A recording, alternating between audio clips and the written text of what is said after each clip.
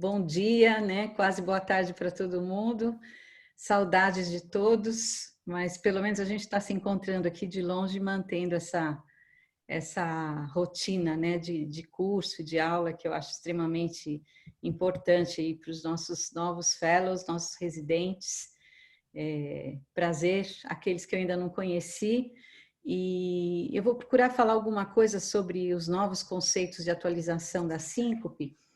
É uma aula que, na verdade, é bastante longa e eu resolvi dividir em duas partes e depois o Francisco coloca numa outra ocasião para a gente não precisar ficar com esses com algo tão denso, né? Então, vou dividir em duas partes, inclusive porque a gente depois vai ter toda a parte da doutora Tan, que vai falar sobre avaliação autonômica.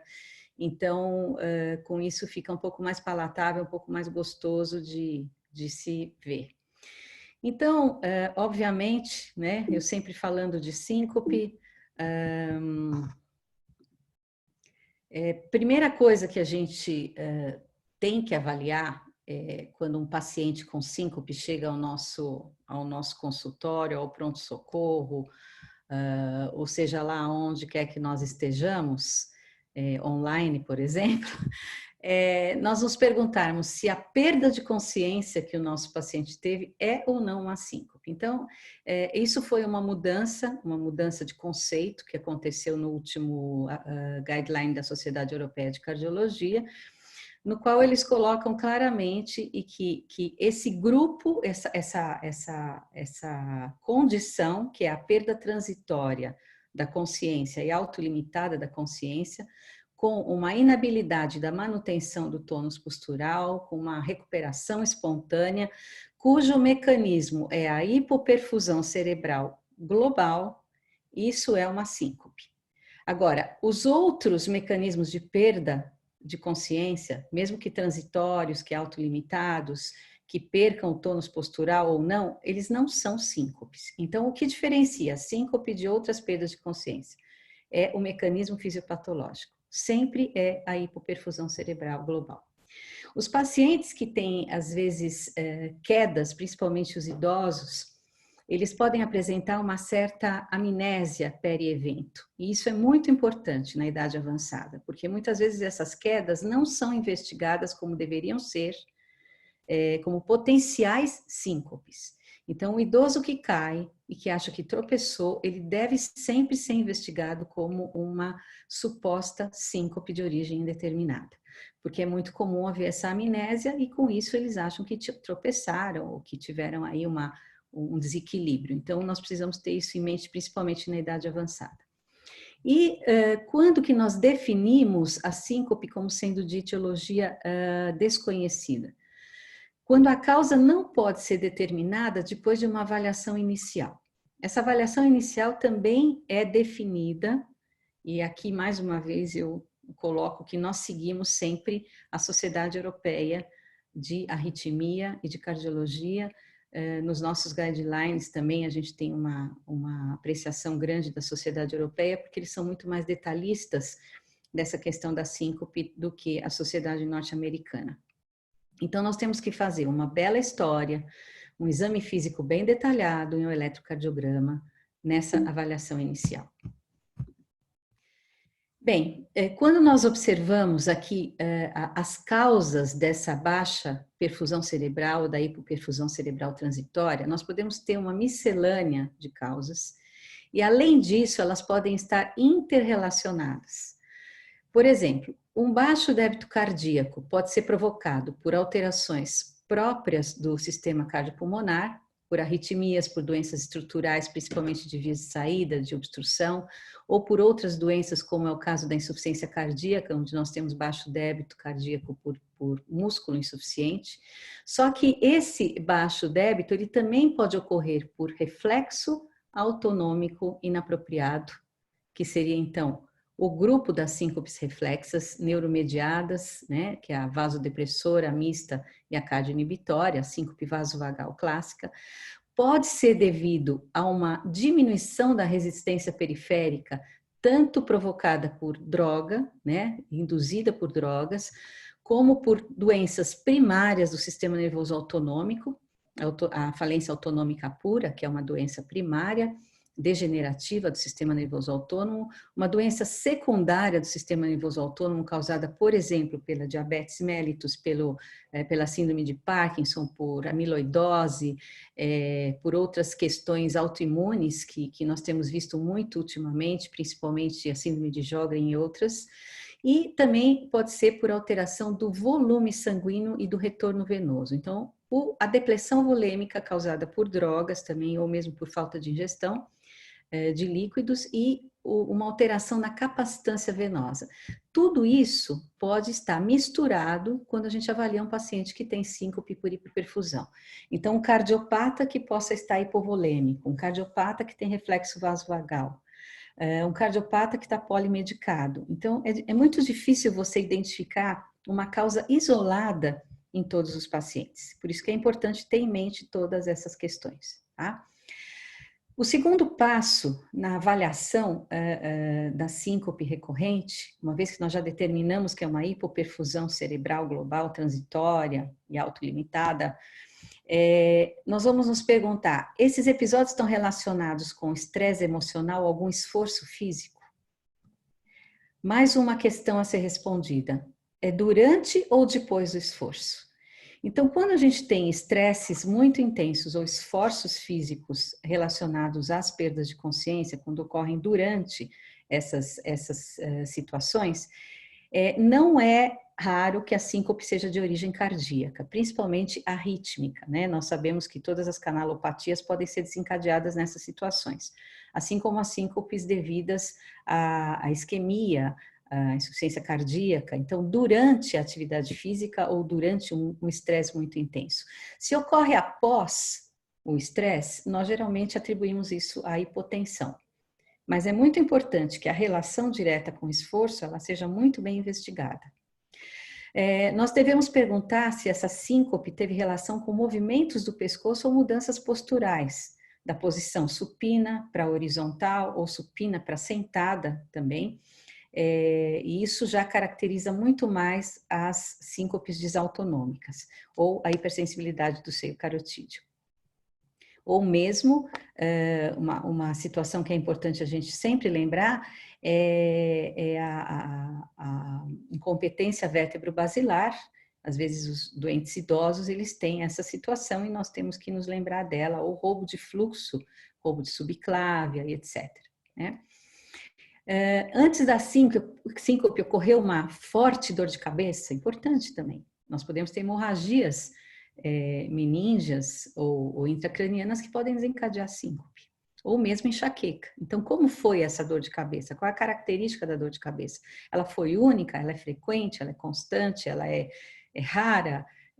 Enfim, o paciente tem que dar todas essas informações ou alguma testemunha desse paciente poderia nos dar essas informações. Existiu alguma ocorrência em posição deitada, na posição supina? Isso é importante, porque raramente os reflexos autonômicos ocorrem em posição horizontal. Quando ocorrem, é porque há algum tipo de estímulo, ou estímulo de procedimentos médicos, por exemplo, isso é comum, né? Quando a gente vai fazer uma punção venosa ou qualquer outro estímulo nocivo. Existem sintomas prévios nesse paciente ou história prévia de doença arterial coronária ou de insuficiência cardíaca? Então, é importante a gente saber se esse paciente tem história de doença prévia, doença crônica coexistente. Palpitações ocorreram antes da síncope? Quando ocorrem palpitações taquicárdicas de início súbito, mediadas por esforço, ou emoções acompanhadas de dor, a gente fica muito mais pendente para uma síncope de origem cardíaca. Tá? Quando existem pródromos do tipo autonômico, ou longos ou curtos, nós já ficamos mais pendentes à síndrome de origem vasovagal. Mas isso não quer dizer que nós possamos afastar uma isquemia miocárdica, por exemplo, se o meu paciente chega com uma história de sudorese, de náusea, de palidez, precedendo uma síncope. Isso se ele for um coronariano mais idoso e tivesse desencadeado por um esforço físico ou emoção muito intensa, ele pode ter tido uma isquemia principalmente na parede posterior, inferior, que cursa geralmente com fenômenos autonômicos. Então, daí a importância também de se avaliar qual é a característica do indivíduo que eu estou vendo. Se ele é jovem, se ele é idoso, se ele tem doença ou não tem doença prévia, certo? Durante os episódios de síncope, ou o episódio de síncope, ocorreu alguma injúria física, um acidente automobilístico, palidez, diaforese, então tudo isso entra na nossa anamnese. Existe história de morte súbita em familiar jovem, com menos de 50 anos? Isso também é muito importante, porque dependendo de todas essas condições, nós vamos formular hipóteses diferentes e nós vamos estratificar o risco desse paciente. Essa síncope, essa perda de consciência, foi ou não acompanhada de movimentos convulsivos? Então, é muito comum que na infância, principalmente, qualquer tipo de movimento convulsivo, leve ou mais severo, de extremidades ou só um desvio de globo ocular ou movimentos tônicos sejam associados à convulsão epilética. Isso nem sempre é verdade no caso de síncope. A síncope convulsiva é muito frequente, principalmente nos casos de arritmias malignas do tipo fibrilação ventricular, torsade de Pointes. Então, todos esses indivíduos jovens que têm canalopatias costumam ter síncopes convulsivas, porque a diminuição da perfusão cerebral é muito rápida e intensa, assim como ocorre também nas síncopes por bradicardias muito neuromediadas, assim, muito rápidas, muito súbitas, e depois nós temos uma liberação dos neurônios que promovem as contrações musculares, como uma parada cardíaca. Então, os movimentos tônicos na síncope convulsiva são muito frequentes, com um pouco de mioclonia de extremidade e também desvio do globo ocular.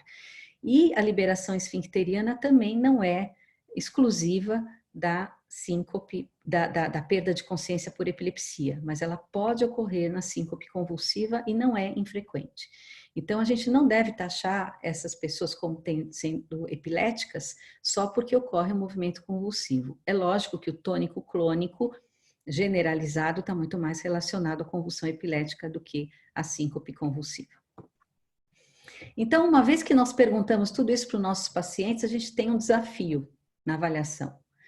É identificar aqueles pacientes que requerem uma intervenção imediata, quando o diagnóstico já está estabelecido. Por exemplo, eu recebo um doente com bloqueio atrioventricular total, eu recebo um paciente com taquicardia ventricular, eu recebo um paciente com sinais de isquemia no eletrocardiograma, eu recebo um paciente que tenha uma hemorragia digestiva ou uma dor de cabeça intensa com perda de consciência imediata, então eu preciso agir imediatamente.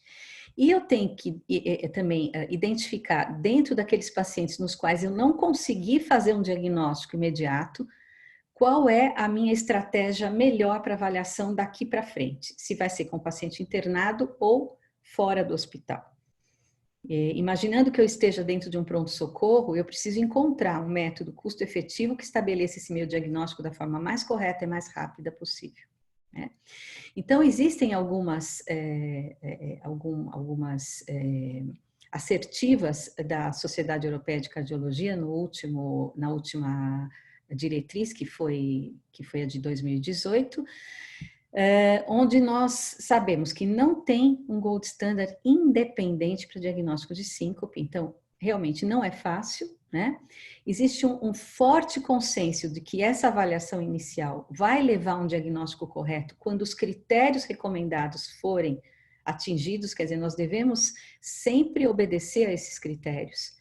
E existe também um consenso forte de que o julgamento clínico é muito melhor do que aqueles scores todos que foram publicados na década de 90 e no início dos anos 2000, para a gente predizer qual vai ser a evolução clínica do meu paciente. Então, esse julgamento clínico de um especialista, mais do que ficar contando os pontos, a gente costuma usar muito o score de OESI, que é o score sugerido pela Itália, onde eles usam 4 sinais e 4 pontos mais importantes para identificar um indivíduo de alto risco, que é doença cardíaca pré-existente, a idade avançada, alteração de eletrocardiograma e síncope sem pródromos, que é um fator, são 4 fatores de risco, mas além disso nós devemos levar em consideração esses outros questionamentos que eu fiz no slide anterior. Para que isso ocorra de forma muito objetiva e eficaz, a unidade de síncope é a melhor forma de abordagem desses pacientes. Então, a Sociedade Europeia de Arritmia também propôs, junto com a Heart Rhythm Society, em 2015, um documento onde se propunha a criação de unidades de síncope que podiam ser virtuais ou físicas, né, com acesso a especialistas, com equipamento especializado, que usasse uma avaliação pragmática, baseada no consenso, e que tivesse um staff multidisciplinar. Isso é a coisa mais importante. Nós não podemos querer saber tudo sobre perda de consciência, então é importante que sejam envolvidos, além dos cardiologistas, geriatras, médicos generalistas, neurologistas e emergencistas, além, obviamente, do pessoal de apoio, tá? Então, o guideline da Sociedade Europeia de Cardiologia coloca como muito importante essa união de especialistas, estão todos aqui dando palpite nesse guideline, é por isso que ele é bom, tá certo? Então, o que a gente espera de benefício numa unidade de síncope? A gente espera ter um diagnóstico acurado, eficiente e rápido, a gente espera ter uma melhor aplicação dos guidelines, a gente espera ter menos duplicação de serviços e de testes realizados sem necessidade e em duplicidade. A gente espera ter um menor custo, né? E uma menor estadia dentro do hospital desses pacientes internados e uma qualidade diagnóstica baseada em evidência, mesmo em questão de tratamento, tá? Também dados para pesquisa, que são importantíssimos. Se a gente tiver uma unidade dedicada, a gente consegue fazer pesquisa muito mais facilmente. Mas só que existem muitas barreiras. A gente encontra barreira dentro do INCOR, mesmo depois de 30 anos de existência da unidade de síncope. A primeira barreira é uma subestimação das consequências da síncope. Um baixo número de especialistas, por quê? Porque não há realmente um ganho tão grande em você fazer clínica, né? A gente perde muito tempo com esses pacientes, são consultas longas, tem que ser demoradas, e acaba tendo muito poucos serviços que façam esse treinamento formal, como nós costumamos fazer, o que é uma pena, né? Ela não é uma especialidade reconhecida, a gente não tem um título para isso, né? E com isso os reembolsos são muito ruins. Mas quando nós olhamos, por exemplo, todos os papers publicados baseados em redução de internações, diminuição de mortalidade, aumento de diagnósticos, a rapidez do diagnóstico, diminuição do tempo de internação, todos os que envolveram unidades de síncopes com especialistas foram melhores do que os que não envolveram, tá? Então, realmente vale a pena e é por isso que a gente continua insistindo nesse assunto dentro do INCOR. Então, vamos falar um pouquinho da avaliação do algoritmo de investigação e como nós conseguimos ser mais eficazes nessa avaliação. Então, a avaliação ela vai envolver a história detalhada, exame físico e eletrocardiograma. Todos os pacientes, 100% dos pacientes precisam ter essa avaliação inicial. No exame físico é muito importante que nós observemos o estado nutricional do indivíduo, se ele está hidratado, se ele tem anemia. Então, são dados importantes, principalmente na população mais idosa. Além disso, em todos os pacientes, nós devemos medir pressão arterial e frequência cardíaca na posição supina, imediatamente depois da mudança postural e 3 minutos depois da mudança postural para ortostase. Então, é importante essa medida imediata e após 3 minutos, nós vamos ver por que depois. Dependendo da minha história do meu exame físico, se eu encontrei alguma alteração cardiológica, se eu encontrei alguma alteração neurológica, se eu encontrei alguma alteração no eletrocardiograma, na pressão arterial, aí eu vou fazer uma avaliação cardiológica minuciosa, que vai desde métodos não invasivos até o estudo eletrofisiológico, monitorização implantável. Eu posso encaminhar esse meu paciente para avaliação psiquiátrica. É muito importante que a gente faça uma avaliação da hemoglobina, de eletrólitos, dependendo da suspeita diagnóstica, avaliar dedímero, BNP, saturação de oxigênio, troponina, tudo isso tem que estar na nossa mente quando a gente avalia esse paciente e faz uma hipótese diagnóstica, ou encaminhar para o neurologista. Então, vocês veem assim que é muito dependente dessa avaliação inicial que nós vamos fazer com o paciente. Então, depois dessa avaliação inicial, se eu caracterizei uma síncope, se eu tenho uma etiologia definida, por exemplo, uma arritmia, um distúrbio de condução, ou eu tenho, por exemplo, um indivíduo com anemia, qualquer coisa que eu tenha identificado, uma hemorragia recente, um sinal localizatório neurológico, eu vou tratar esse indivíduo, certo? Se eu tenho um diagnóstico suposto e tiver uma suposição de síncope cardíaca, eu vou realizar aqueles testes que eu achar necessários dentro da minha suposição. E caso eles sejam todos negativos, com certeza, aí eu vou realizar um tilt table test ou implantar um loop recorder. Por quê? No paciente cardiopata, eu posso ter um tilt positivo, isso não quer dizer que seja a causa da síncope. Então, a gente deve primeiro afastar todos os possíveis ou todas as possíveis origens das síncopes cardíacas. Se a minha história, exame físico, minucioso, eletrocardiograma, não me derem nenhuma dica sobre o diagnóstico desse paciente, mas ele tiver fatores de alto risco, eu também vou começar a avaliar pelo lado cardiológico, porque as síncopes cardíacas são aquelas que mais matam. E se o meu indivíduo for de baixo risco e tiver tido um episódio isolado, eu vou só observar, não preciso fazer de nenhum teste adicional. E se for recorrente, aí sim eu posso fazer o teste de avaliação autonômica, tilt test ou implante de loop recorder. Para a gente ter aqui uma pequena uma passagem sobre como fazer o diagnóstico diferencial na história entre síncope e epilepsia, os pacientes que têm epilepsia, eles geralmente têm auras que são estranhas, eles sentem odores esquisitos, eles podem ter movimentos, às vezes, repetitivos, principalmente quando a síncope são do lobo temporal. Quando ele perde a consciência, os movimentos tônico-clônicos, eles geralmente são prolongados e eles se iniciam junto com a perda de consciência.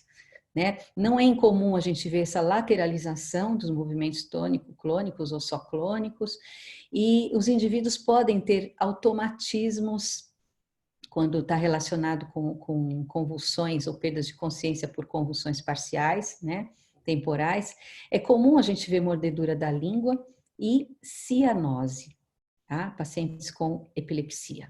Já os pacientes que têm síncope convulsiva, eles normalmente têm pródromos, né, de náuseas, vômitos, desconforto abdominal, sensação de calor, sudorese, ficam com visão borrada, ou palpitações, no caso de arritmias, né, podem ter palpitações taquicárdicas, mas os movimentos, eles convulsivos, eles se iniciam depois da perda de consciência. Geralmente o indivíduo cai e depois disso ele faz um movimento convulsivo, tá? Não é imediatamente no momento em que ele perde a consciência. Outra coisa importante, os sintomas após o evento geralmente são prolongados. No caso da epilepsia, o paciente fica com sonolência, confusão mental, e os pacientes com síncope, eles têm sintomas pós-sincopais muito rápidos, geralmente se recuperam em alguns minutos, e na síncope vasovagal, às vezes podem ficar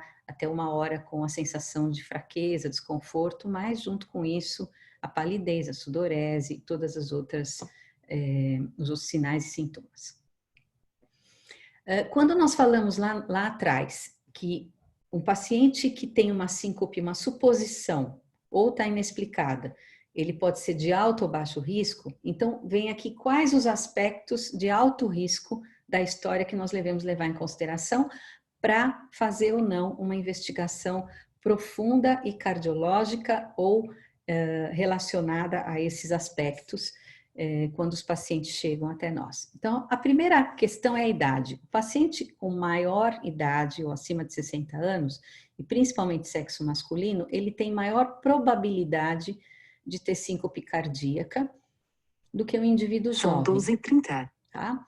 Isso não significa que a maior parte das síncopes em qualquer idade seja a vasovagal, mesmo na idade avançada, tá? Mas tem mais idade, a gente já fica com o pé atrás. Se ele tiver história de sangramento gastrointestinal, tiver tido injúrias físicas durante o episódio de síncope, ou seja, os pródromos foram muito curtos, ele teve traumas, tenha doenças sistêmicas crônicas, quando ele sabe ter doença cardíaca prévia, ou arritmias prévias, ou fração de ejeção reduzida, pródromos muito curtos ou ausentes, durante exercício ou posição supina. Então, tudo aquilo que eu falei no início, que a gente pergunta para o paciente, essas situações sendo positivas caracterizam um paciente de alto risco, certo? Se a história for recente, ele tiver poucos episódios, eu não sei o que vai acontecer. Então, eu sempre coloco ele num risco intermediário. E se houver história de doença de morte súbita na família, eu coloco ele como paciente de alto risco já desde o início, certo? Então, nesse caso, eu vou para uma investigação cardiológica antes de tudo. No caso dos fatores de baixo risco, então é jovem, sem doença cardíaca, nem doença sistêmica, que tem síncope sempre na posição ortostática ou em mudanças de postura, que tem pródromos típicos de doença autonômica, que estão desidratados ou que tiveram uma dor muito intensa ou passaram por um estímulo emocional importante, estão no ambiente médico, aqueles que têm aflição de estarem dentro de ambientes médicos ou procedimentos médicos a que são submetidos. Pacientes que têm esses gatilhos situacionais, como a tosse, o riso, a micção, a evacuação, a deglutição, isso tudo está relacionado à síncope reflexa. O riso é interessante porque ele é muito relacionado à narcolepsia. É uma questão que a gente tem que pensar quando o paciente diz que desmaiou depois de rir muito. E a frequência de ocorrência, de recorrência dessa síncope, quando ela é muito antiga, a história é muito antiga e tem muita recorrência, sempre com a mesma característica, eu posso considerar esse indivíduo de baixo risco. E aqui a proposta da Sociedade Europeia no guideline para fazer a estratificação de risco, se eu tenho um indivíduo de baixo risco, eu posso encaminhar esse indivíduo para a residência e depois encaminhá-lo para uma unidade de síncope para fazer uma avaliação futura, tá? Se ele tiver recorrência. Se ele for de alto risco, e ele tiver qualquer fator de alto risco relacionado, é melhor ficar em observação na unidade de emergência, afastarmos aquelas causas mais graves e depois, se a gente afastar as causas mais graves, nós conseguimos enviá-lo para uma unidade de síncope para avaliação adicional. Se eu não afastar essas causas mais graves, eu devo internar esse indivíduo imediatamente para tratamento. Então, é interessante ter na emergência uma unidade observacional de síncope, que pode resolver nas primeiras 6 a 12 horas o caso do paciente sem que ele precise ser internado e sem que ele corra riscos adicionais também, certo? O risco intermediário é sempre o mais difícil de resolver, por isso a gente tem que ficar pelo menos algumas horas em observação na unidade de emergência antes da alta. Como as outras causas de síncope arrítmica, as canalopatias, as arritmias em geral, os bloqueios, as doenças do sistema de condução vão ser discutidas em outras aulas desse curso, eu vou falar mais sobre as síncopes relacionadas ao sistema nervoso autônomo e falar um pouquinho da fisiopatologia delas e mostrar alguns exemplos para vocês já começarem a ter ideia do que é isso, antes de falarmos de testes diagnósticos, como a Tam vai falar, e de tratamento. Então, toda vez que nós temos uma mudança postural do decúbito dorsal horizontal para a ortostase, nós vamos ter a deflagração de um complexo sistema reflexo autonômico que vai utilizar receptores sensoriais, interações neurohumorais, para que a nossa pressão arterial seja compensada. Isso tudo nós ganhamos graças ao fato de sermos bípedes. Então, a diminuição do retorno venoso, ela faz com que haja uma diminuição da circulação e do aporte de sangue na parte central do organismo e no cérebro. Então, obviamente, os nossos receptores autonômicos de alta pressão, que são os receptores carotídeos, e os receptores de baixa pressão, que são os cardiopulmonares, vão sentir essa diminuição da pressão de enchimento vascular e, com isso, vão desinibir o sistema simpático, que em situação de repouso está inibido em detrimento do parasimpático, que está mais exacerbado em repouso, tá? Com a desinibição simpática, nós vamos liberar norepinefrina, e essa norepinefrina vai promover um aumento da frequência cardíaca, do inotropismo, e vai promover uma vasoconstrição periférica e esplâncnica. Com isso, nós vamos fazer uma imediata regulação dessa pressão arterial, que ocorre nos primeiros 3 minutos após a mudança postural, e posteriormente nós vamos ter também liberação de vasopressina, vamos ter a participação do sistema renina-angiotensina-aldosterona, que vai regular a nossa volemia e a nossa massa muscular, tônus muscular, com o caminhar, com a contração, e a capacitância venosa vão também melhorar o nosso retorno venoso, restabelecendo o fluxo sanguíneo cerebral. Quando esses reflexos estão inadequados ou quando alguma dessas outras variáveis estiverem com algum tipo de desregulação, nós podemos ter então uma não adequada recuperação do retorno venoso quando assumimos a postura ortostática. Esses gatilhos para a ocorrência da síncope, da diminuição da perfusão cerebral, eles podem ser emocionais, então gatilhos emocionais como no caso dos indivíduos que têm essa síncope por manipulações físicas ou mesmo por notícias muito intensas, emocionais, eles podem diretamente agir no núcleo do trato solitário e mandar um estímulo vagal para o coração, reduzindo a frequência cardíaca e também reduzindo a atividade simpática periférica, ocorrendo então vasodilatação e síncope. Esse estímulo pode ser somático e visceral, então que são aquelas síncopes situacionais, então evacuatórias, deglutição, e todas as outras situações, e esses estímulos podem ser hemodinâmicos, que normalmente são causados pela mudança postural, tá certo? Então, são os 3 principais estímulos que provocam as reações vasovagais sistêmicas, que cursam com vasodilatação e bradicardia. A vasodilatação por retirada súbita do componente simpático e a bradicardia por ação direta do vago sobre o coração. As duas são independentes, não são dependentes, mas elas são desencadeadas pelo mesmo fenômeno.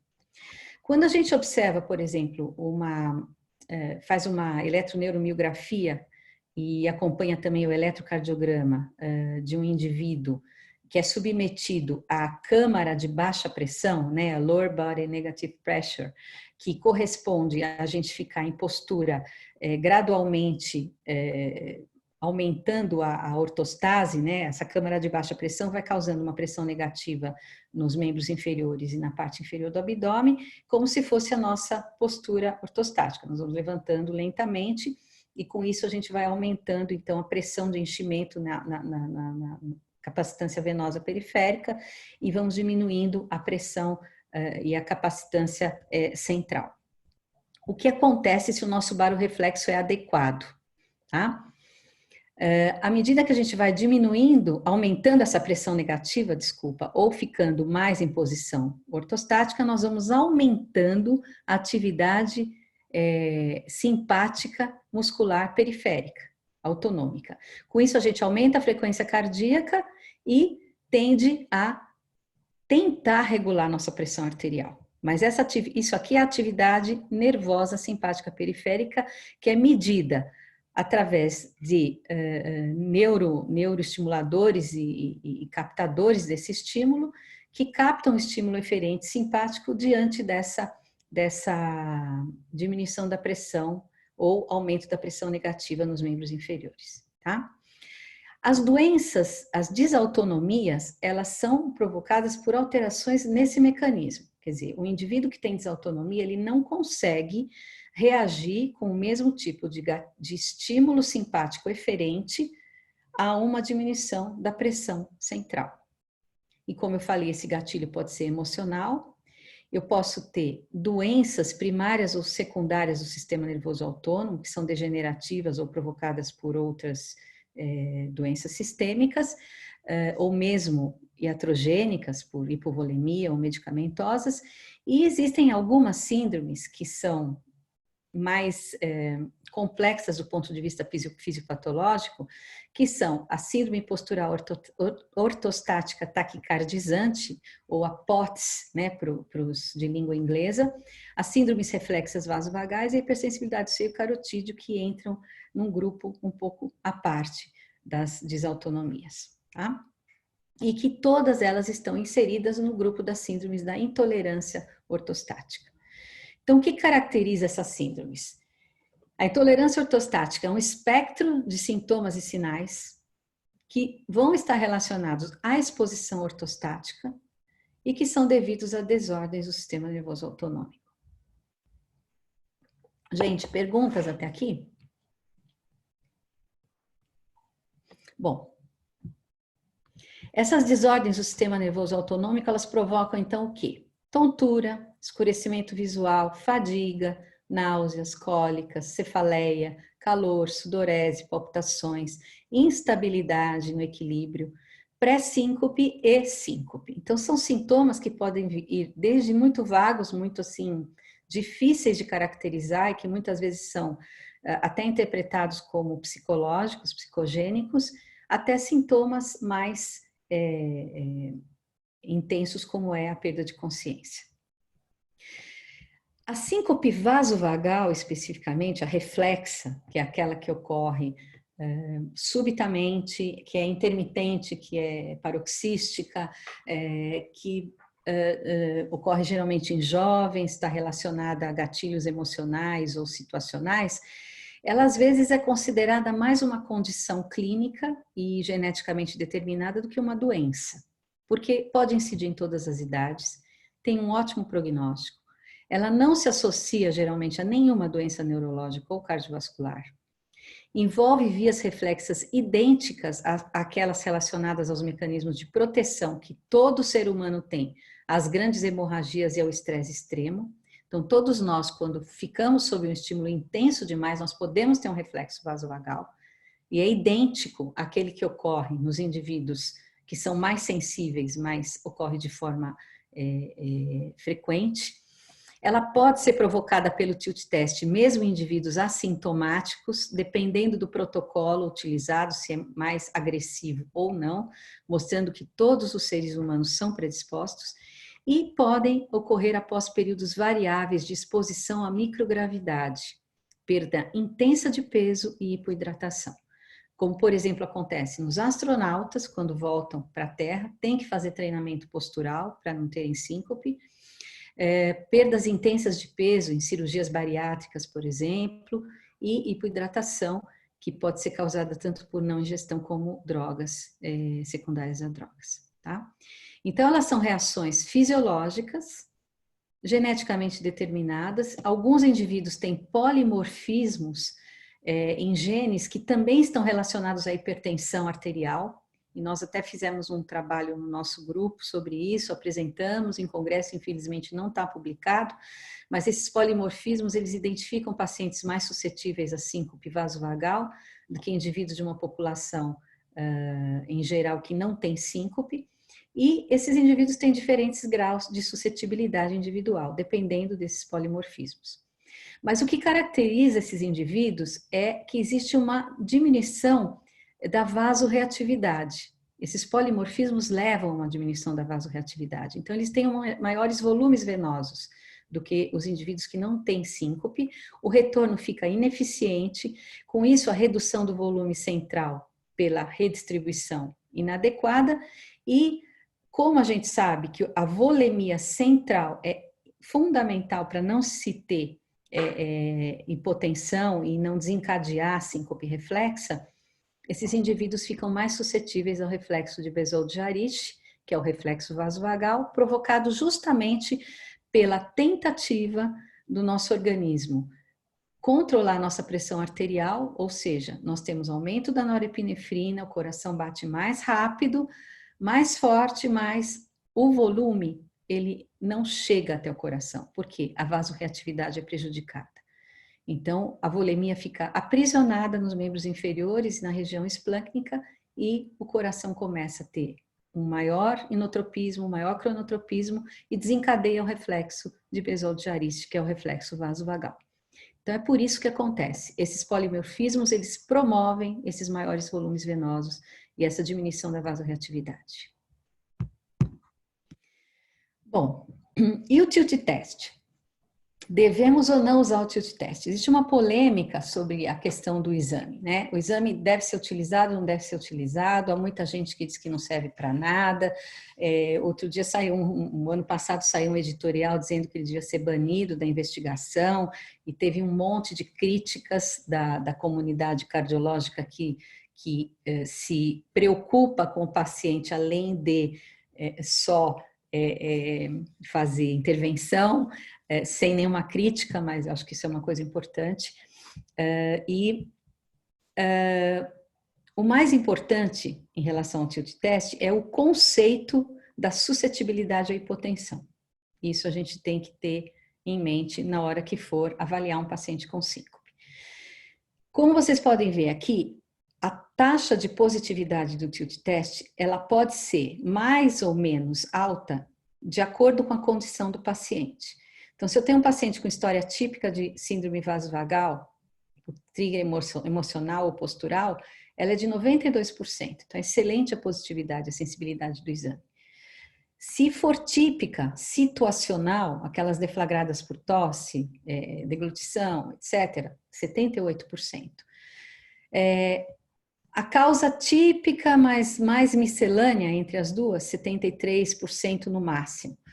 Eu posso ter tilt test positivo em pacientes com síncopes cardíacas e síncopes arrítmicas, taquiarrítmicas. E isso é muito importante. Então, por isso que quando a gente tem essa suspeita, se o meu paciente for suscetível à hipotensão, mesmo uma taquicardia supraventricular benigna pode causar uma síncope nesse paciente. Então, o fato dele ter polimorfismos genéticos que levem ele a ser mais suscetível à hipotensão, fazem com que o paciente tenha uma taquicardia supra e isso deflagre o reflexo de Bezold-Harish. Não quer dizer que ele é mais grave do que um paciente que tem uma síncope vasovagal simples. E mesmo a taquicardia ventricular, ela pode levar a síncope vasovagal também, em pacientes com coração estruturalmente normal. E isso é importante, tá certo? Então, nós temos que saber que todos os indivíduos têm uma certa suscetibilidade à hipotensão, mesmo aqueles que não têm história de síncope. E por isso a interpretação do teste de inclinação, ela tem que ser baseada na característica do meu paciente e nunca no exame em si, certo? Qual é a vantagem do teste de inclinação? E por que ele é útil? Porque ele é não invasivo, ele tem um baixíssimo custo, né? Quando ele diagnostica a síncope vasovagal, a gente faz isso com o testemunho do médico que vê o evento ocorrendo no paciente, isso cria uma confiança do paciente. Ele identifica essas condições que são mais difíceis do paciente, dos médicos que não estão acostumados com esses eventos, avaliarem os pacientes que têm, por exemplo, síndrome postural taquicardizante, que tem hipotensão postural, que tem síncope vasovagal reflexa, então ajuda nessa identificação. E esse conceito todo, ele tem implicações práticas. Por quê? Porque essas condições, elas podem estar interrelacionadas ou não, e o manejo terapêutico dessas situações é completamente diferente um do outro. Então, a gente precisa saber o que está acontecendo com o nosso paciente para poder tratá-lo adequadamente. E um dos principais fatos pelos quais a síncope vasovagal é tida como algo que não tem tratamento, ou os tratamentos não são tão eficazes, é porque todo mundo coloca todos os pacientes no mesmo nível, no mesmo saco. Nós não estamos separando cada desautonomia independentemente para poder fazer o tratamento adequado para cada um, certo? Então, para fazer uma boa avaliação, dessa síndrome de intolerância ortostática, o que nós deveríamos fazer para todos os pacientes? Além da medida da pressão e frequência cardíaca em posição supina e ortostase ativa, fazermos também o tilt test com pressão contínua, não invasiva e eletrocardiograma, avaliar a sensibilidade do barorreflexo. É importante fazer avaliação também do sistema de autorregulação cerebral, que se faz por meio do Doppler transcraniano. Em alguns pacientes, a autorregulação cerebrovascular está tão prejudicada, principalmente em idosos que têm hiperresistência vascular, que muitas vezes a pressão braquial ela corresponde a 30, 40 milímetros de mercúrio a mais do que a pressão cerebral. E quando a gente faz essa avaliação por meio do Doppler transcraniano, nós então conseguimos demonstrar e provar que esse indivíduo não deve ser mantido a uma pressão arterial braquial inferior a 14, a 140 por 90, por exemplo, porque nós podemos estar provocando um baixo fluxo contínuo nesses pacientes. Então, o Doppler transcraniano deve entrar na avaliação e ele deve ser pedido, quando a gente pede esse exame, para se fazer o exame na posição deitado e fazer a posição em pé também, para poder fazer a medida da autorregulação da circulação cerebrovascular. Por meio desse teste ampliado, que depois a doutora Tan vai falar mais especificamente na semana que vem, nós podemos medir volume sistólico, débito cardíaco, resistência periférica, isso nos valores absolutos e indexados, tanto em decúbito dorsal quanto em ortostase. Nós podemos fazer também a dosagem das catecolaminas séricas em decúbito dorsal e em ortostase. Para que isso? Se eu tiver um indivíduo que tem doença do sistema nervoso autônomo primária, essas catecolaminas não vão subir quando ele fica em ortostase. Então, eu sei que a doença é primária. Então, ele não está respondendo porque ele não tem catecolamina. Já outros indivíduos vão subir muito as catecolaminas séricas, só que eles não respondem, porque eles têm uma doença no receptor autonômico ou no nervo periférico. Então, é importante fazer essa distinção na hora do tratamento, inclusive. Tá certo? O Holter é importante tanto para afastar arritmias, mas também para ver a variação da frequência cardíaca, né? A análise da variabilidade do RR no tempo e no espaço, no espectro, desculpe. O espectro de frequência também é importante nesse sentido, para a gente ver se tem um predomínio simpático ou parasimpático esse meu paciente.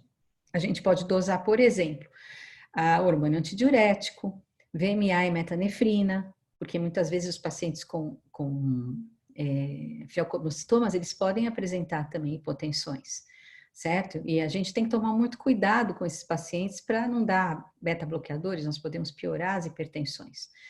O sódio urinário de 24 horas deve ser solicitado para esses pacientes, porque existe alguns estudos mostrando que os pacientes que têm sódio urinário inferiores a determinado valor, que a gente vai falar depois na aula de tratamento, eles se beneficiam muito de fludrocortisona, por exemplo. Já os que têm sódio urinário acima daquele valor não se beneficiam. Então, nós podemos guiar o nosso tratamento através disso.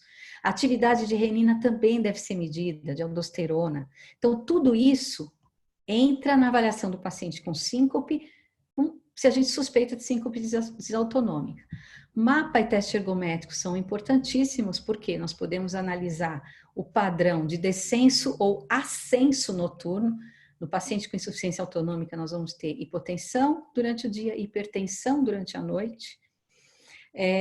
Então, no teste ergométrico também a gente pode ver se a pressão, a resposta pressórica e cronotrópica estão sendo adequadas.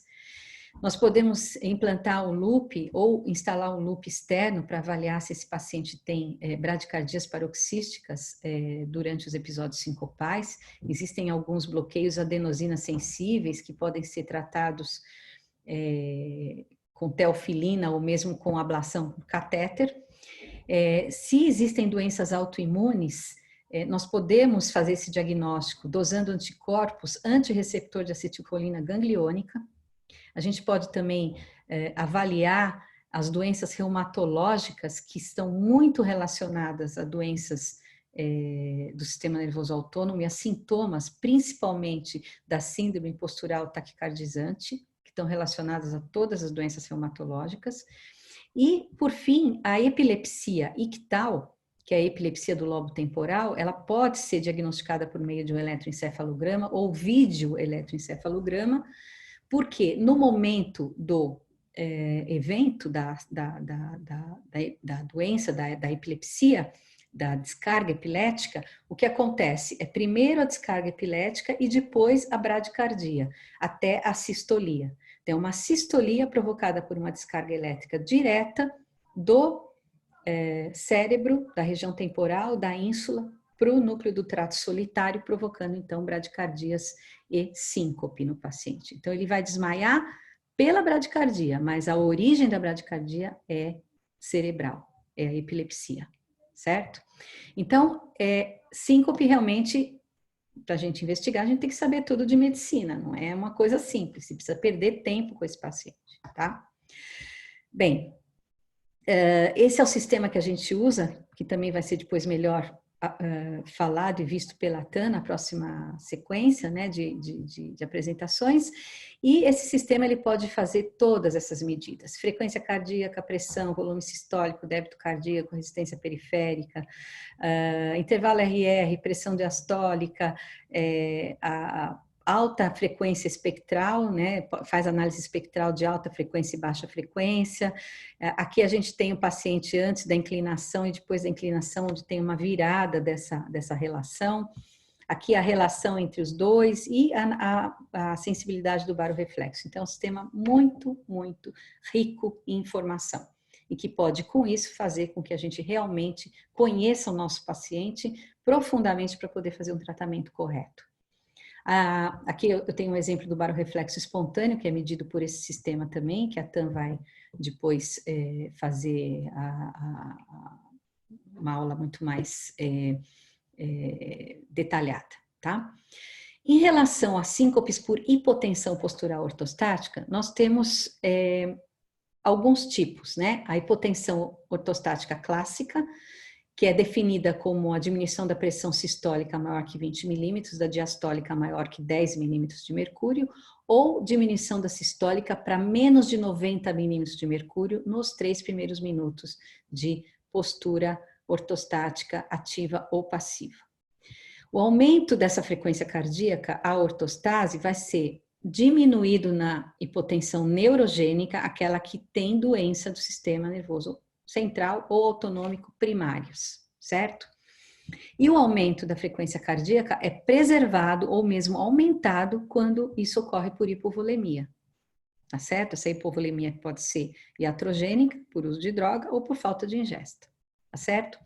A hipotensão clássica pode ser sintomática ou assintomática, é óbvio que vai depender mais do nível absoluto da pressão quando a gente tem a queda do que da magnitude de queda. Né? Só que vai haver um papel chave da autorregulação da pressão cerebral para o indivíduo ter ou não sintoma.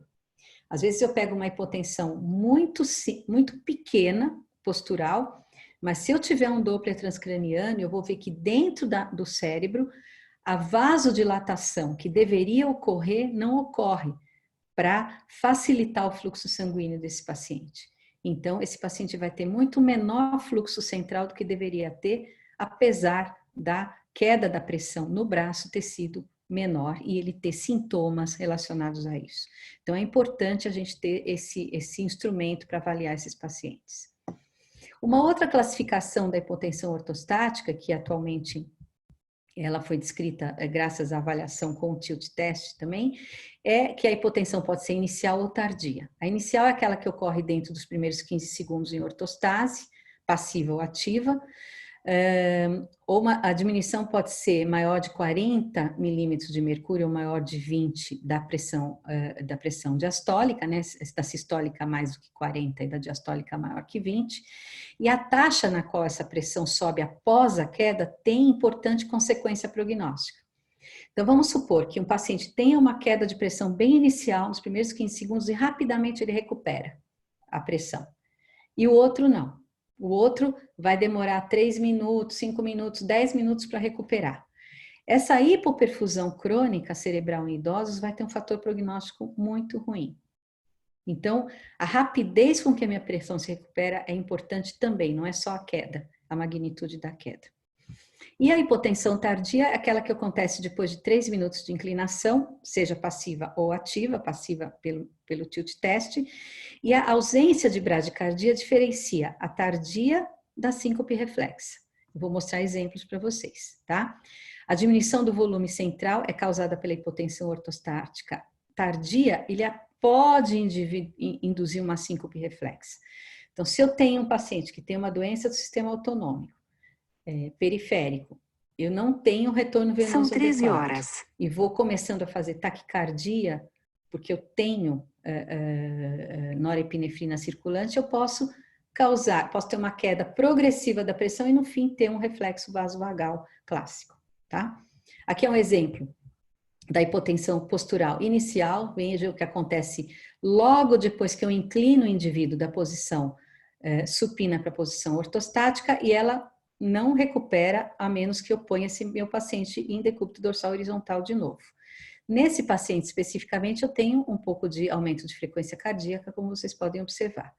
Esse paciente, ele já demora para ter uma queda da pressão, demora pelo menos os 3 primeiros minutos, e ele tem pouca taquicardia reflexa, embora tenha um pouquinho também de taquicardia reflexa. E você veja, esse não se recupera, esse recupera parcialmente, embora não totalmente, tá? Esse é um indivíduo, por exemplo, que na hora do tilt, ele faz uma queda da pressão imediata e ele vai caindo, caindo, caindo progressivamente durante os minutos de inclinação, tá? Principalmente nesses 15, 20 minutos ele continua tendo queda. E com aumento da frequência cardíaca gradual, tentando compensar. Esse outro paciente, ele inicialmente não tem queda, mas ele tem a queda mais tardia, tá? Considerando que aqui são 5 minutos, é um paciente que tem a queda depois de 15 minutos e ele pode ter, no final, uma diminuição deflagrar o reflexo vasovagal, como vocês podem ver aqui nessa imagem. Muito bom. Eu já falei sobre o conceito da hipotensão, da não recuperação da pressão rápida, de que a gente deve se preocupar em como está a circulação e a autorregulação cerebral, principalmente no idoso. E aí vem esse conceito da isquemia transitória hipotensiva, tá? Isso provoca lesões neurológicas focais que podem ocorrer durante essas hipotensões posturais, em pacientes que não têm doença arterial carotidiana, pacientes desidratados que têm sarcopenia, anemia, é muito frequente. Esses indivíduos acabam tendo com o tempo, principalmente se eles tiverem estenose aórtica, mesmo em graus não tão importantes e fibrilação atrial, isso contribui para um menor débito cardíaco e eles podem ter demência ao longo do tempo por causa da hipotensão crônica. Então é muito importante que a gente alerte as pessoas que os idosos que têm hipertensões enquanto deitados e hipotensões enquanto em pé, não devem ser supermedicados com antihipertensivos, porque é muito mais problemático o conceito da TIA hipotensiva, né, que a gente chama do ataque isquêmico transitório hipotensor, porque eles podem causar AVCs lacunares, assim como a fibrilação atrial, e esses pacientes terem demência precoce. Se a gente for olhar aqui, por exemplo, o mapa de um paciente com insuficiência autonômica, que é essa curva aqui em rosa, enquanto ele está em pé, essa é a pressão arterial. Quando ele fica deitado, está aqui. Em pé, deita, sobe. Quando fica em pé, cai. Então, à noite, ele fica com uma pressão relativamente normal e de manhã, levantando da cama, a pressão fica muito baixa. Então, ele perde, em relação ao normal, aquele descenso noturno. Ao contrário, ocorre um ascenso noturno. Então, a gente não pode medicar esse paciente dando antihipertensivo. A gente conversa sobre isso numa próxima avaliação, tá certo? O tilt test serve também para fazer diagnóstico diferencial de síncope psicogênica ou de síndrome postural taquicardizante. Esse paciente, por exemplo, que tem uma síncope psicogênica, ele tem todas as crises de perda de consciência. A gente pode ver durante o tilt test, às vezes a fibrilação palpebral e tudo, e nada acontece com a hemodinâmica. Ao contrário, durante os ataques até sobe a pressão e sobe a frequência cardíaca, mostrando que não existe doença. E aqui, ao contrário, a gente tem esse aumento da frequência cardíaca na síndrome postural taquicardizante, sem que a pressão se modifique circunstancialmente, né? E a gente tem, durante esse aumento da frequência cardíaca, sintomas vagos. Então, o paciente fica com intolerância ortostática, mal-estar, calor, tudo, e a pressão não está caindo tanto, mas nós vamos ver que na síndrome postural taquicardizante, não existe só a queda, essa não queda da pressão periférica, mas existe uma alteração da autorregulação cerebral também. A síncope vasovagal do tipo reflexa, ela pode ser classificada em 3 tipos no tilt test, né? Tipo, a mista, que é o tipo 1, onde depois de um tempo de exposição ortostática nós temos a queda da frequência cardíaca e da pressão arterial concomitantemente. Nós temos a tipo 2, que é a vasodepressora, onde ocorre a queda da pressão arterial, mas ainda não queda da frequência cardíaca, que fica até maior na tentativa de compensar a pressão. E depois, quando a gente coloca o paciente em decúbito dorsal, horizontal, ela cai. E a cardioinibitória, que é a tipo 2. Então, nós temos a tipo 2B, que é a pausa sinusal ou bloqueio atrioventricular, que é isso que acontece. O indivíduo, na hora da síncope, ele tem, na maioria das vezes, síncope convulsiva, uma pausa prolongada ou bloqueio atrioventricular, e antes era considerado, ou ainda é considerado tipo 2A, aqueles indivíduos que ficam com frequência inferior a 40 batimentos por minuto por mais de 10 segundos, mas isso está caindo um pouco, porque o que se tem observado que é o indivíduo com pausa real é aquele que realmente tem a cardioinibição.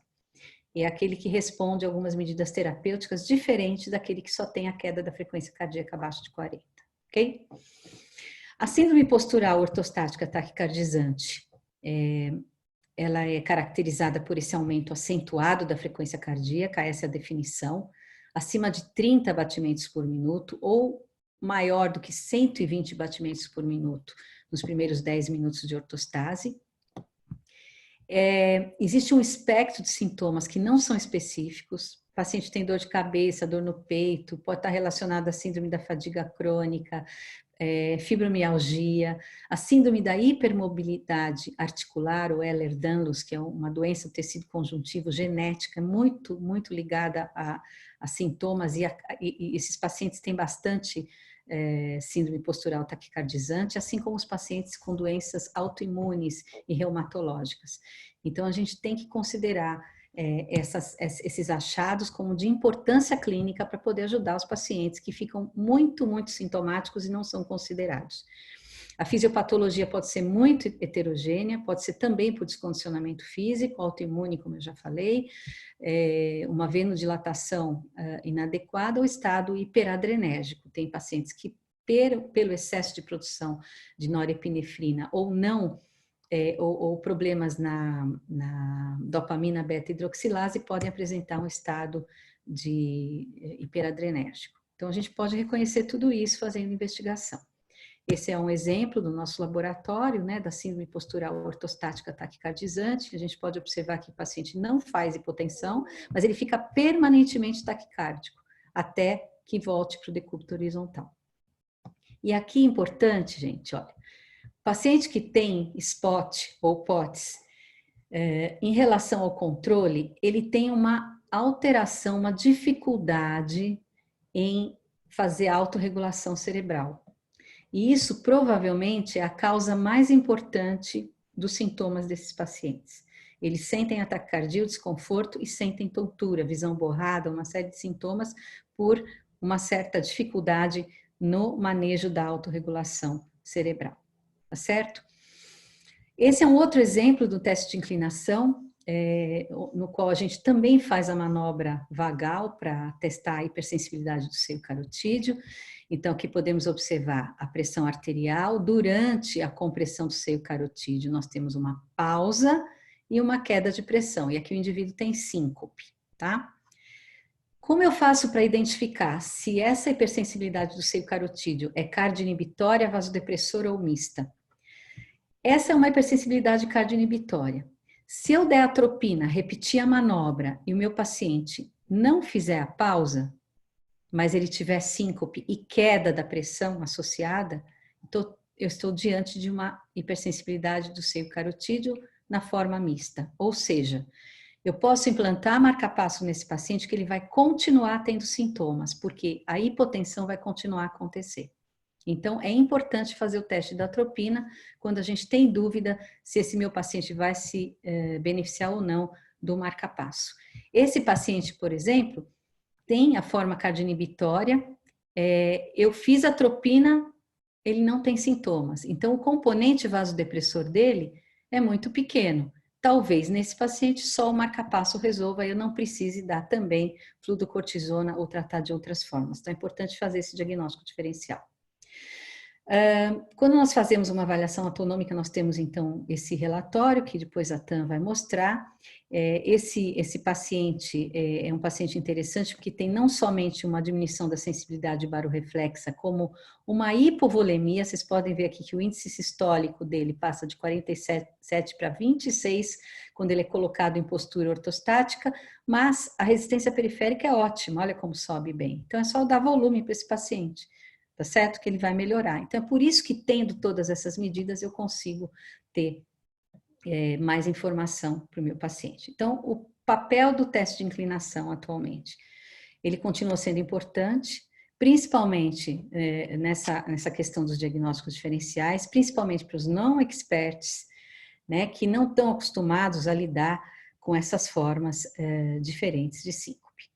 Existe uma recomendação também nos guidelines da Sociedade Europeia quanto a gente fazer vídeo, gravações de vídeo pelos próprios pacientes, espontaneamente.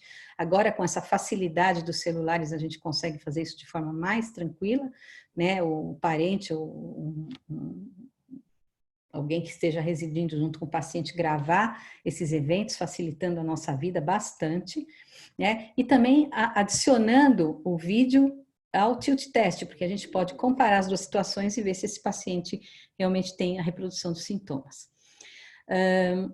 Uma ferramenta importantíssima para síncope inexplicada é o Loop Recorder. Nós, infelizmente, não temos esse tipo de sensor, que é um sensor que o indivíduo pode colocar na pele e ele fica durante 30 dias, é a prova d'água e tudo mais, e com isso facilita, ele pode mandar por telemetria, não estou fazendo propaganda aqui, tá, gente? Porque nós nem temos no Brasil. Ele pode mandar por telemetria a mensagem, a informação do eletrocardiograma, e a pessoa fica muito confortável com esses adesivos.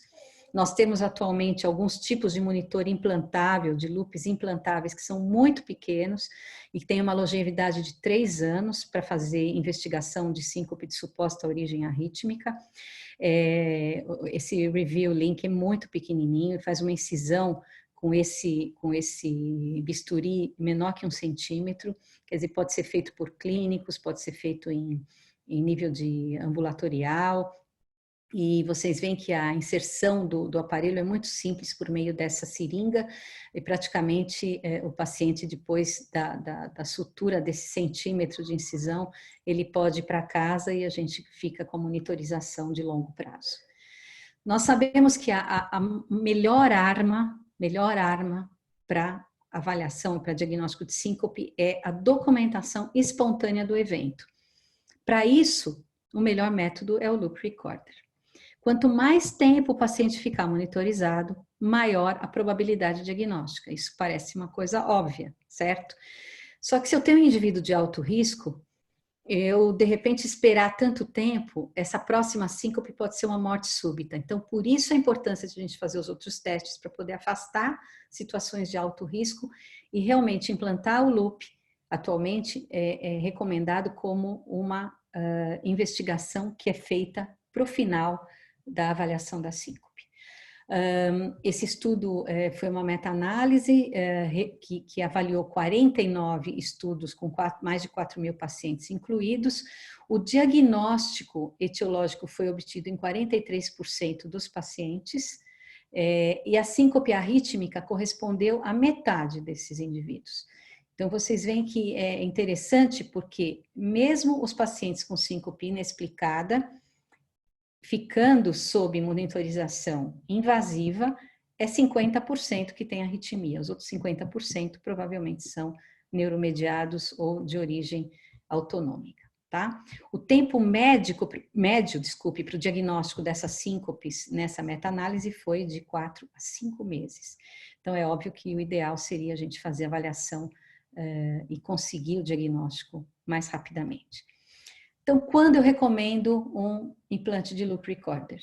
Eles recomendam depois nos pacientes com síncope recorrente, na ausência de fatores de alto risco ou nos pacientes de alto risco depois de investigação negativa cardiovascular, ok? Então, aqui eu gostaria de fazer uma homenagem ao nosso grupo. Infelizmente, não estão todos nessa foto, porque isso aqui foi num dia que a gente fez uma série de pacientes de ablação no final de semana, então fizemos alguns grupos de avaliação na hemodinâmica, na enfermaria e tal, mas eu queria homenagear e agradecer ao Dr. Sousa que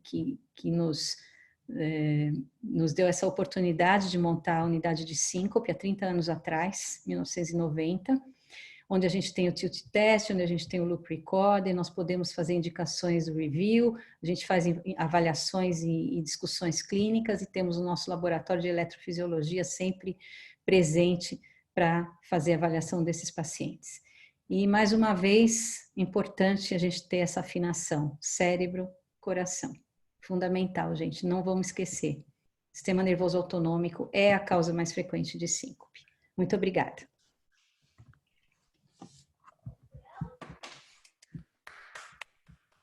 Muito bem, Denise. Desculpe, foi longa, né? Não, não foi longa. Eu acho foi ótima.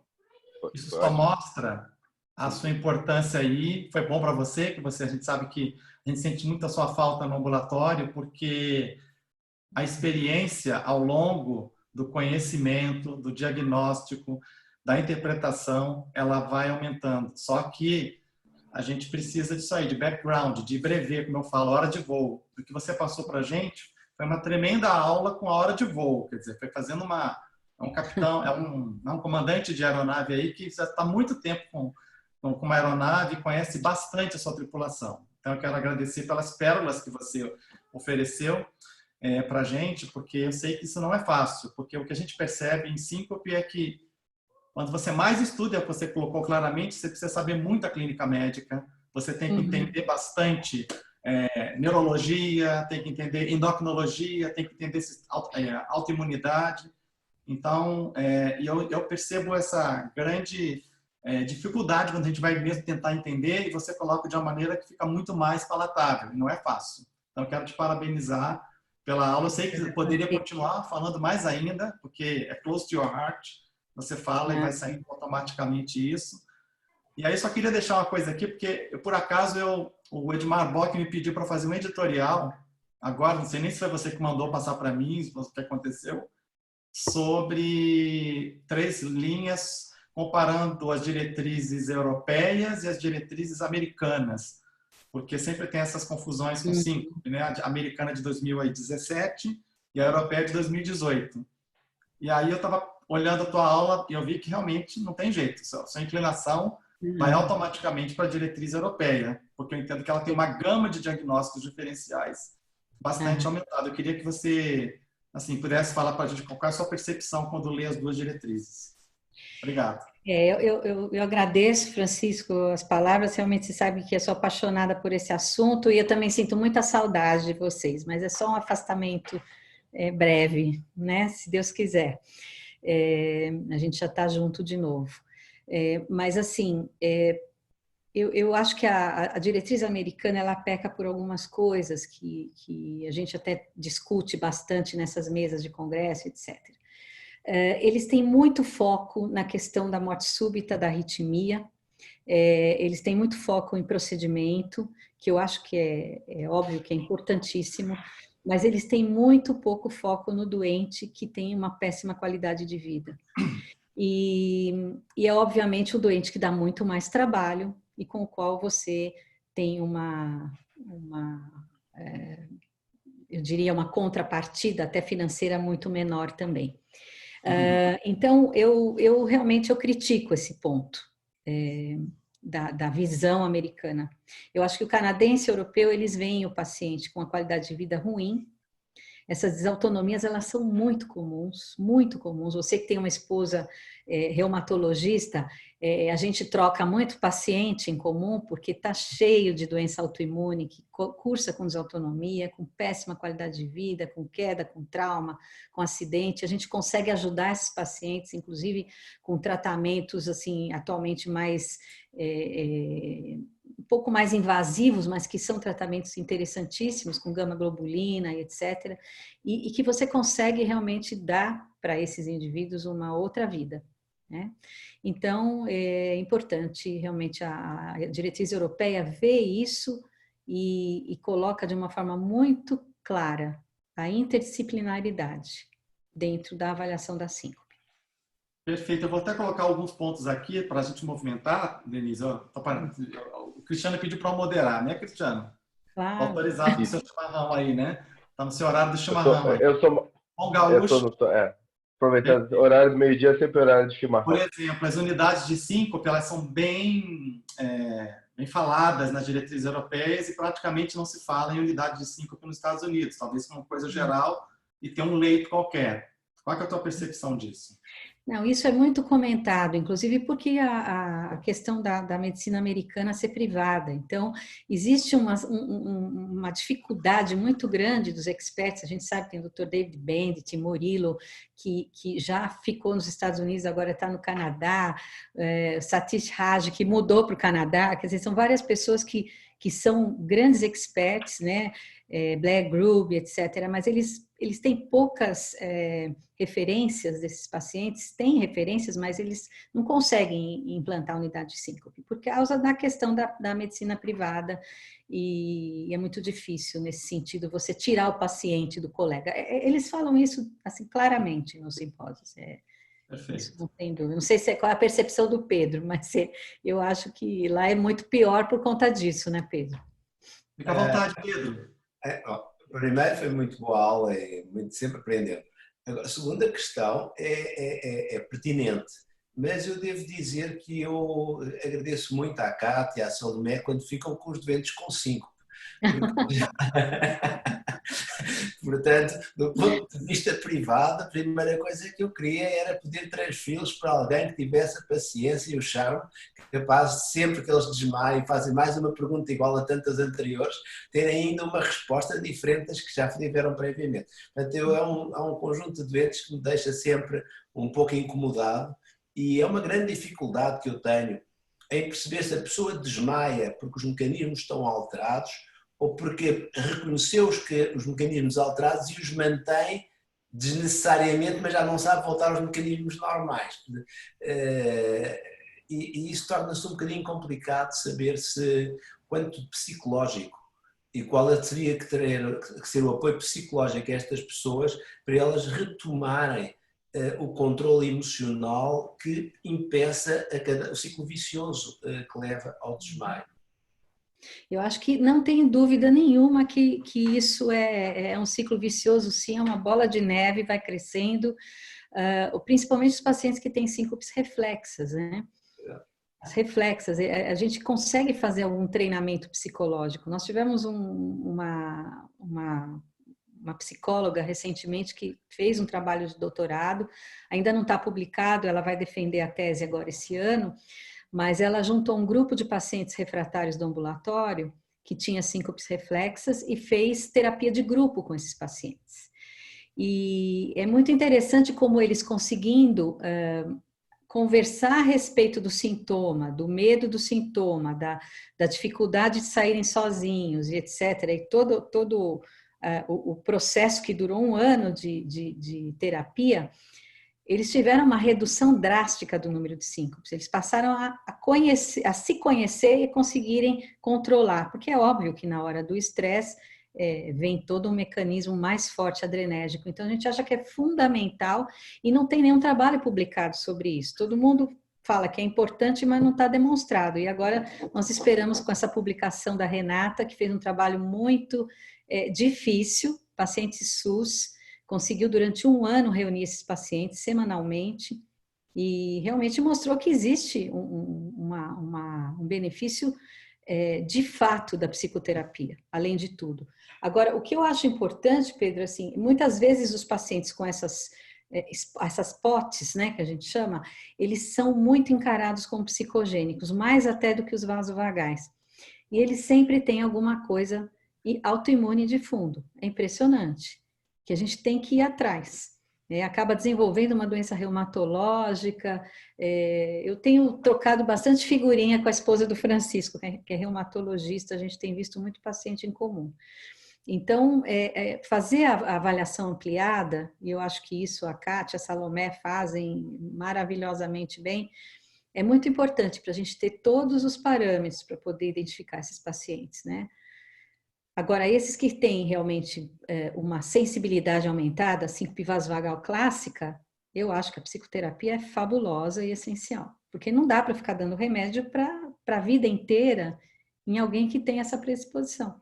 Embora eles tenham os polimorfismos deles que fazem com que a pressão seja mais baixa, né? Falando em remédio, já pegando o gancho com a síncope reflexa, justamente isso que eu ia falar para você, Denise. Na diretriz americana, eles são mais liberais para o uso de recaptador seletivo de serotonina, ao passo de que a europeia fala que isso não está mencionado. O beta-bloqueador ainda tem um espaço na diretriz americana e na europeia não. Eu acho que você tem algum... Eu te conheço, você entende que tem um espaço para beta-bloqueador. Essa é uma pergunta, até porque tem fellows aqui para medicação. E o midodrina está mais liberal na europeia, como 2A, e americana 2B. Só para fechar essas medicações. Tá? Eu tenho uma outra segunda parte aqui só de tratamento que eu não apresentei, óbvio que ia ficar um horror de cansativo. Mas assim, o beta-bloqueador, eu fico mais do lado europeu. O beta-bloqueador é útil nos pacientes com POTS, em doses pequenas, doses bem pequenas. Essa questão assim de ser paciente com mais de 40 anos, você dá beta-bloqueador melhor, eu acho que isso foi um jogo estatístico que não me convence tanto, entendeu? A gente não usa beta-bloqueador de base para esses pacientes, a menos que você tenha realmente um estado hiperadrenérgico, que seja demonstrado. O paciente com a síndrome postural taquicardizante, ele responde bem com doses bem pequenas de beta-bloqueador, mas associados à midodrina. A midodrina é excelente, tem todas as vantagens de ter meia-vida curta, de ter rápido efeito, né, inicial, então você pode administrar de acordo com o dia a dia do seu paciente, ele pode se auto-administrar mais ou menos, dependendo da necessidade também, eu acho fabuloso. E o Florinef, que embora tenha ficado ali na trave no estudo multicêntrico, que foi o POST 2, ele é um medicamento que é amplamente utilizado, principalmente na hipotensão ortostática, nas desautonomias e mesmo na vasovagal clássica, porque existe um aumento no tempo sem síncope, embora o P tenha dado 0,06 no estudo prospectivo, que foi o POST 2, né? Então, eu acho que essas diferenças são interessantes. Eu não diria que é zero, que é contraindicado, como também a diretriz europeia coloca. Eu diria que é uma indicação classe 2B, né? Porque a gente O Pedro quer falar. Qual é a vossa experiência atual ao longo deste tempo com o tratamento invasivo, com a ablação? O que é que têm? Vão falar disso numa próxima sessão? Está previsto? Não. Acho que está programada, né, Então, nessa altura nós podemos trocar uma opinião. Então vamos deixar. Então, está programada. Uma coisa assim quase anedótica. Eu vou-vos contar. Eu tinha um doente que chegava à consulta sempre de capacete e vinha sempre com a esposa e com a irmã. Capacete é ótimo. Vinha de capacete. Parecia que tinha andado de moto, mas eu, coitado, não atravessava a rua sem desmaiar. Ia com as duas, sempre muito atrapalhado. Tinha miocardiopatia hipertrófica sem gradiente e sem qualquer coisa que me pudesse sugerir. Era doente o meu amigo Dinis Martins dos Açores, era açoriano, que é logo uma raça um pouco com muitos polimorfismos, e então o homem entrava e eu ficava logo nervoso, porque ele tinha vindo para lhes fazer uma ablação de uma taquicardia, não lhe encontrei nenhuma taquicardia para fazer qualquer ablação, mas encontrei que ele desmaiava por uma razão que eu não sabia. Fez tudo, implantou device e tal, fez todas as coisas. e um dia ele chegou sem capacete. E eu perguntei-lhe, então, mas qual a razão? Deixei de andar com a minha irmã e com a minha mulher.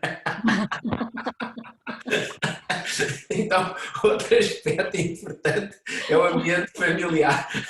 Sim. Imagina o nível de hiperadrenalina dele, coitado. A resposta técnica era diferente. Eu tenho uma paciente que é bem complexa, com um ambiente familiar bem complexo, e agora, nesse momento de quarentena, ela está péssima, porque está ficando em casa todo o tempo, ela falou, não aguento. Não, isso é uma coisa complicada, realmente. Ficar em quarentena, família É do monitor de eventos, porque eu vi que também o grupo implantado ele está muito mais liberal, porque parece que os melhores estudos e o grande poder estatístico ele vem dos estudos europeus. Os americanos, a gente percebe que não decolou ou, por algum motivo, eles não colocam na diretriz deles. Então, o pessoal prefere colocar um device já definitivo, né, lá, eu não sei, tem essa questão toda de processo, malpractice e tal. Eu acho que isso influencia muito o comportamento também, né? Não sei, é a minha impressão. Qual a sua percepção com relação ao tilt training? Eu lembro quando eu estava na clínica, lá em 2004, 2005, estava muito ânimo pelo tilt training. Alguns pacientes até tentam no consultório ensinar e coisa, mas é difícil, né? Qual a percepção com relação ao tilt training? Olha, a gente tem, na verdade, o programa de reabilitação autonômica, ele vai muito além, né, do tilt training. Eu acho que o tilt training é uma coisa chata. O paciente geralmente adere, mas quando está inserido dentro de uma aula de um programa de exercício. Senão ele não vai aderir. O que foi demonstrado nos estudos que foram feitos até pelo Dr. Hector, da Bélgica, ele demonstrou que à medida que você se expõe à postura, você acaba tendo um aumento da sensibilidade barorreflexa no sentido de melhorar a vasorreatividade periférica. Então, isso acontece, por exemplo, você pega um astronauta que chega completamente com hipotensão postural, ele perde essa capacidade e você vai fazendo treinamento postural. É o mesmo princípio que se usa também nos doentes neurológicos pós-acidente, tanto que a maca do tilt é aquela maca que se faz treino postural nos neuropatas, que tem problemas, secção de coluna e etc.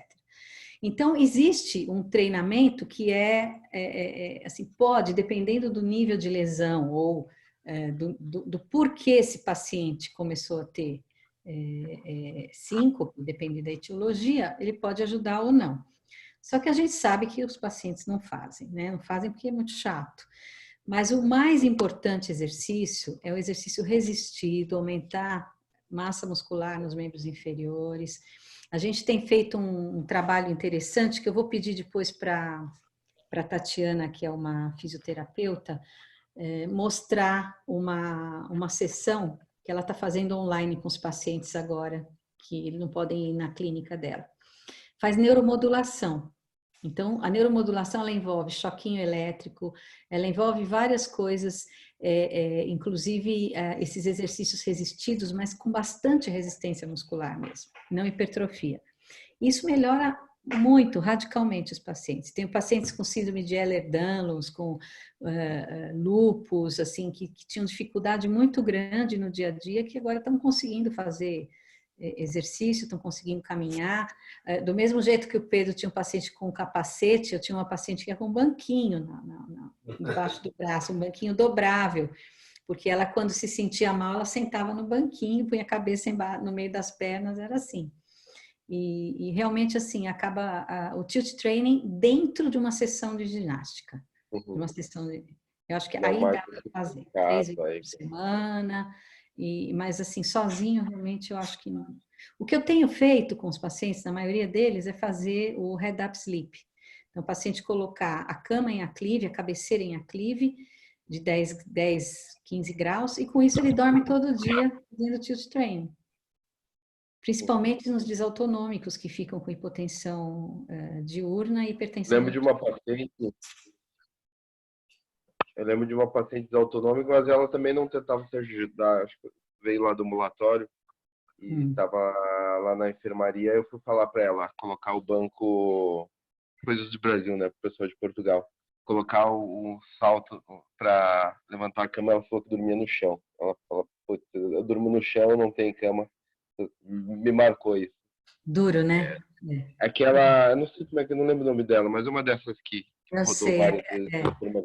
estou tentando lembrar que ela ficou internada várias vezes, é um caso muito grave. Aí ela falou, não, eu durmo no chão, não tem como fazer isso na cama. Horrível. Problemas de Mais Brasil. um monte de filhos, né? Mas Difícil. sempre tem, nessa também tinha o componente psicogênico também, né? Tem. Tinha ganhos e perdas tomadas, né? Foi por essa desautonomia dela, né? Esses pacientes são muito complexos. Que falava que a filha desmaiava 40 vezes por dia. Aí eu falei para ela, 40 vezes por dia? Então é só ficar aqui que a próxima eu já interno. Aí ela não desmaiou, né? Por algum motivo. Eu vim com a Denise, ela te procurava, você manda internar também. Então ela fazia a filha desmaiar. Era uma coisa desesperadora. Não, é impressionante. Assim, o ganho é muito grande. Eu também queria tirar 2 dúvidas. Fala, Luciana. Oiê, obrigada, parabéns pela aula, foi ótima. Obrigada. Eu queria, assim, uma coisa no tilt que me angustia muito, eu sei que acho que a Tam vai também falar um pouquinho dele, né? Mas na indicação da síncope, eu queria perguntar propriamente dito, porque a gente, quanto mais vê, mais percebe quanto o tilt é examinador dependente, né? E aí, por exemplo, eu tenho dúvida em relação à hipersensibilidade do seio carotídeo, que é mais importante a gente ver durante a ortostase do que deitada pela sensibilidade.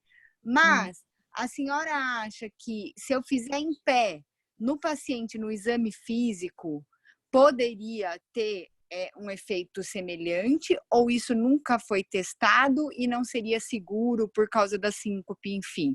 Ou seja, a manobra deveria ser mais exame físico ou mais tilt teste?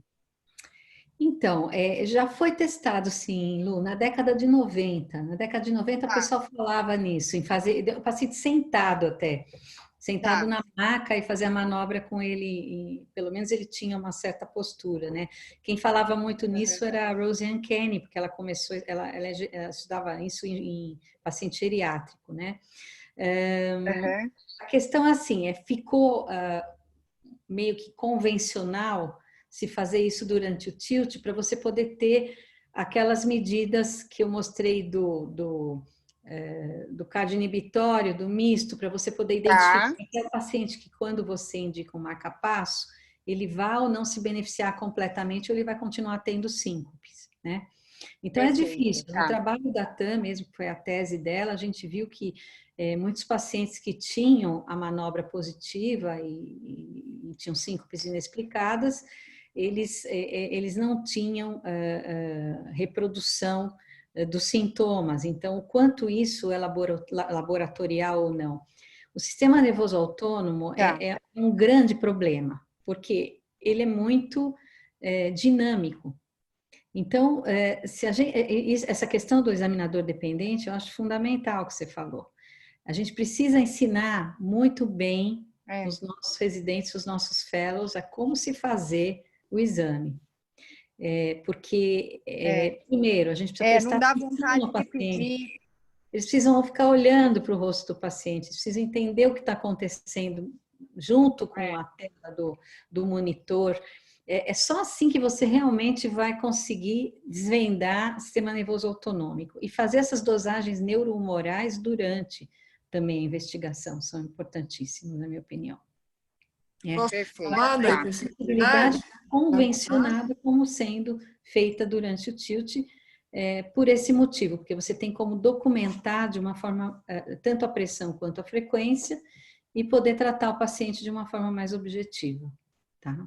Perfeito, entendi. A hipersensibilidade, obrigada. você perguntou, não, só para, como você falou, tese, realmente eu acho muito difícil a gente definir no consultório, por exemplo, exame físico.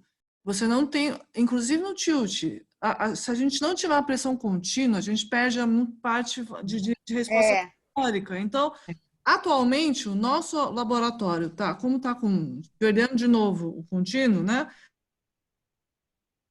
Muito, É muito. impossível, né? A resposta não dá para ver, tanto que você consegue ver Fala aí, cronotrópica. né? A cronotrópica, você quando você inclina, você até diminui um pouquinho, muda um pouquinho a sensibilidade, muda um pouquinho, deitado de pé, muda um pouquinho a resposta cronotrópica deitado de pé. Você aumenta um pouco, diminui a sensibilidade, quando aumenta a vasopressor, talvez a cronotrópica até diminui um pouquinho. Isso foi um trabalho mostrado.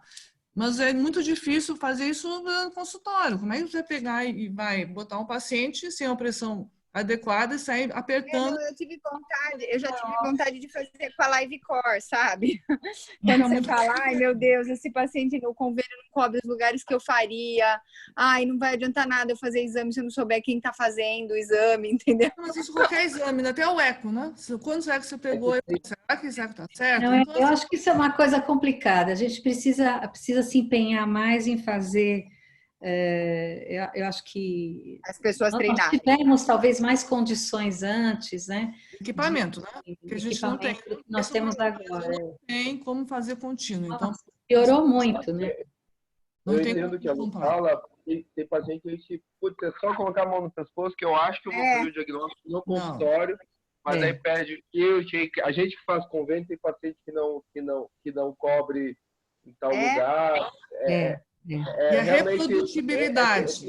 a vontade mesmo de fazer no consultório, mas eu acho que sim, que é perigoso, né? E a monitorização é diferente, eu acho que o paciente não vai estar em jejum, acho que tem essa série de fatores, mas realmente Eu a acho que uma vontade vez de fazer que, se no tivesse consultório convencional, assim, isso eu acho que a gente podia até se basear em algum papel, algum escrito, tudo bem, mas como não está, eu acho que é meio arriscado, realmente. E a reprodutibilidade do sintoma, né? Que é muito baixo. Então, assim, se a gente olhar qual a reprodutibilidade, qual o valor, o que a gente acha na população geral, dá uma salada daquelas que é muito complicado. Então, acho que tem que fazer, você tem que começar da história e tentar botar um dado, e dali você atrás de uma coisa, se você achar que pode ser hipersensibilidade, você tenta fazer, vai atrás, se reproduziu, ótimo.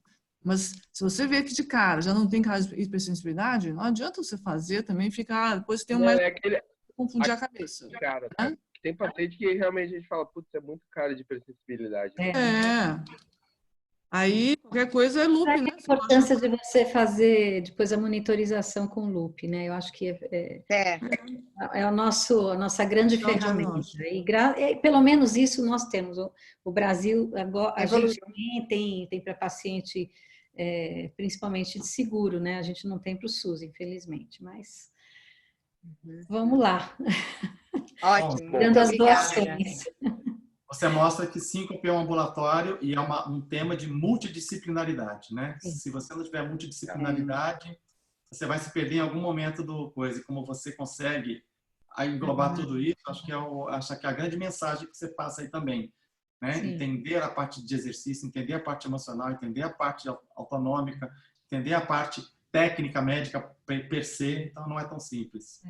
Eu acho que a gente pode depois, se vocês quiserem, fazer uma apresentação sobre tratamento depois, e que podemos detalhar tudo isso.